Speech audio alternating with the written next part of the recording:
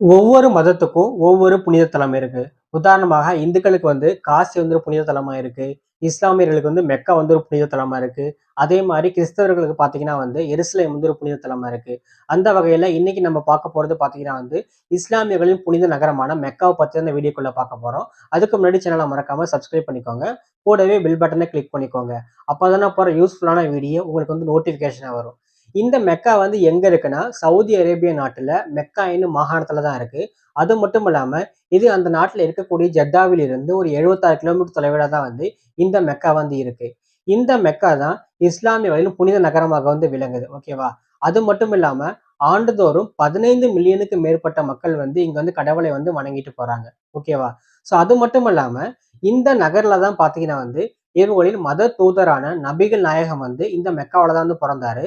அது மட்டும் இல்லாம இவர்களின் புனித நூலான அல் குரான் இந்த ஊர்ல தான் முதலாக அருளப்பட்டது. இன்னும் குறிப்பா சொல்லணும்னா இந்த மெக்காவில் இருந்து ஒரு 3 கிலோமீட்டர் தொலைவில் ஒரு குகை இருக்கு. ஓகேவா? அந்த குகை பேர் தான் பாத்தீங்கன்னா மஸ்ஜித் அல்கராம். ஓகேவா? சோ இங்க பயணிகள் எப்ப அனுமதிக்கப்படுறாங்கன்னு பாத்தீங்கன்னா இப்ப நமக்கு எல்லாருக்குமே தமிழ் மாதம் இருக்கு, ஆங்கில மாதம் இருக்கு. ஆனா இஸ்லாமியர்களுக்கு பாத்தீங்கன்னா அரபு மாதம் இருக்கு. அப்ப அந்த அரபு மாதங்களில் ஒன்றான துல்ஹஜ் மாதத்துல தான் என்ன பண்றாங்கன்னு பாத்தீங்கன்னா இங்க பயணிகளை அனுமதிக்கப்படுறாங்க. சோ இங்க போறது அவர்களின் 5 கடமையில ஒரு கடமையா இது இருக்கு. ஓகேவா? சோ இங்க முஸ்லிம்கள் மட்டும்தான் போக முடியும். மத்த எந்த மதத்துல உள்ள போறது அனுமதி கிடையாது. இந்த மெக்கா பாத்தீங்கன்னா பண்டைய காலத்துல பக்கான்னு தான் கூப்பிட்டு இருந்தாங்க. ஏன் அப்படின்னு பாத்தீங்கன்னா அந்த மெக்காவை பயன்படுத்தி வந்த பக்கா வார்த்தை இந்த குரான்ல இருக்கிறதுனால பண்டைய காலத்துல பக்கான் தான் கூப்பிட்டு இருந்தாங்க. இந்த மக்காவினுடைய வரலாறு உங்களுக்கு என்னன்னு தெரியுமா? சோ முதலா பாத்தீங்கன்னா நபிகள் நாயகம் அவர் கூட இருந்தவங்க எல்லாருமே இந்த மக்கா நகருக்குள்ள உள்ள நுழைகிறாங்க. அப்படி உள்ள நுழையும் போது அங்க இருக்கக்கூடிய குறைசிகள் என்ன பண்றாங்கன்னா இவங்க உள்ள நுழையாம தடுக்கிறாங்க. ஓகேவா? சோ அதுக்கப்புறமா இந்த நபிகள் நாயகம் என்ன பண்ணாங்கன்னா நபிகள் நாயகம் மற்றும் அதுக்கப்புறம் மெக்கா மக்கள் வாசிகள் எல்லாருமே சேர்ந்து ஒரு உடன்படிக்கையில கையெழுத்து போடுறாங்க. அந்த உடன்படிக்கை பேர் தான் ஹுதைபியா உடன்படிக்கை.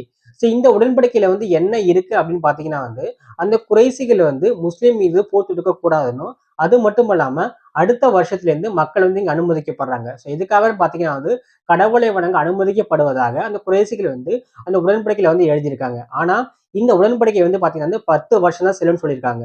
ஆனா அடுத்த 2 வருஷத்துல என்ன பண்றாங்கன்னா இந்த குறைசிகள் அந்த முஸ்லிம் கூட்டத்தை கொன்னுட்டு இந்த உடன்படிக்கை மீறுறாங்க. உடனே நபிகள் நாயகம் என்ன பண்றாங்கன்னா சோ 10,000 பேரை திரட்டி இந்த மெக்காவை போர் தொடுக்கிறாங்க. ஸோ தொடர் போராட்டத்துக்கு பிறகு என்னென்ன ஆகுது பார்த்தீங்கன்னா ஸோ இந்த மெக்கா நபிகள் நாயகம் கைப்பற்றாரு. இந்த போராட்டத்துக்கு பிறகு நபிகள் நாயகம் என்ன பண்றாரு பார்த்தீங்கன்னா அங்க இருக்கக்கூடிய பொதுமக்களுக்கு சமாதானத்தையும் பொது மன்னிப்பையும் வழங்குறாரு. அதுக்கப்புறமா இந்த மெக்காவுக்கு ஒரு ஆளுநரை நியமிச்சுட்டு இவர் மதீனாவுக்கு மறுபடியும் போயிடுறாரு. ஸோ அது மட்டும் இல்லாம இந்த முஸ்லிம்களுக்கு பார்த்தீங்கன்னா 2 புனித யாத்திரை இருக்கு. ஒண்ணு பார்த்தீங்கன்னா ஹஜ் புனித யாத்திரை, இரண்டாவது பார்த்தீங்கன்னா உம்ரா. ஓகேவா? ஆனா உம்ரா போறது கட்டாயம் கிடையாது. ஆனா ஹஜ் கண்டிப்பா உங்களை வாழ்நாள கண்டிப்பாக போயிட்டு கடவுளை வணங்கணும். சரி, ஆண்களும் சரி பெண்களும் சரி அவருடைய வாழ்நாள ஒரு டைம் வச்சும் போயிட்டு ஹஜ் யாத்திரை போயிட்டு அவங்களோட கடவுளை வணங்குறதா சொல்லிட்டு இருக்காங்க. அது மட்டும் இல்லாம இதுதான் ஒரு 5 கடமைகள் ஒரு கடமையா இருக்கு.